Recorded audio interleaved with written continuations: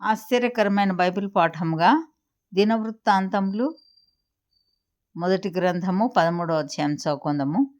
దావీదు సహస్రాధిపతులతోనూ శతాధిపతులతోనూ అధిపతులందరితోనూ ఆలోచన చేసి సమాజంగా కూడిన ఇశ్రాయేలీయులందరితో ఈలాగు సెలవిచ్చెను. ఈ యోచన మీ దృష్టికి అనుకూలమై మన దేవుడైన యెహోవా వలన కలిగిన ఎడల ఇశ్రాయేలీల నివాస ప్రదేశముల యందంతట శేషించి ఉన్న మన సహోదరులను తమ పట్టణములలోను పల్లెలలోను కాపురమున్న యాజకులను లేవీయులను మనతో కూడుకొనున్నట్లు వారి యొద్దకు పంపి మన దేవుని మందసమును మరల మన యొద్దకు కొని వత్తము రండి. సౌలు దినములలో దాని యొద్ద మనము విచారణ చేయకయే యుంటిమి. ఈ కార్యము సమాజకులందరి దృష్టికి అనుకూలమాయను గనుక జనులందరూ ఆ ప్రకారము చేయుదుమనిరి. కాగా దేవుని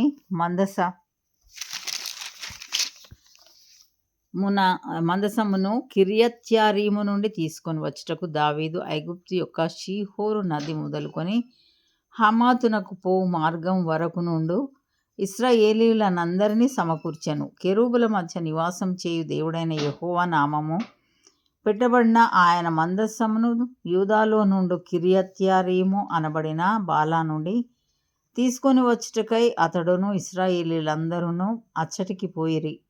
వారు దేవుని మందసమును ఒక క్రొత్త బండి మీద ఎక్కించి అబీనాదాబు ఇంట నుండి తీసుకొని వచ్చిరి. ఉజ్జాయును అహ్యోయును బండిని తోలిరి. దావీదును ఇశ్రాయేలీయులందరూ తమ పూర్ణ శక్తితో దేవుని సన్నిధిని పాటలు పాడుచు సితారాలను స్వరమండలములను తంబురలను తాళములను వాయించుచు బూరలు ఊదుచుండిరి. వారు కీదోను కళ్ళమునొద్దకు వచ్చినప్పుడు ఎడ్లను కాలు జారినందున మందసమును పట్టుకొనవలెనని ఉజ్జా చేయి చాపగా యెహోవా కోపము అతని మీద రగులుకొనెను. అతడు తన చేయి మందసం నొద్దకు చాపగా ఆయన అతని మొత్తెను గనుక అతడు అక్కడనే దేవుని సన్నిధిని చనిపోయాను. యెహోవా ఉజ్జాను వినాశము చేయుట చూచి దావీదు వ్యాకుల పడెను. అందుచేత ఆ స్థలమునకు నేటి వరకు పెరెజ్ ఉజ్జా అని పేరు. ఆ దినమున దావీదు దేవుని విషయమై భయముంది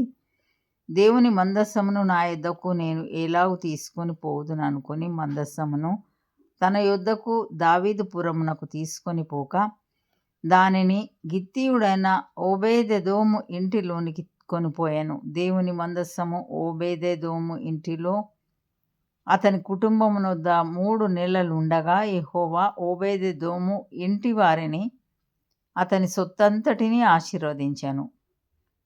ఇంతటితో ఈ దినం కొరకైన బైబిల్ పాఠం సరి.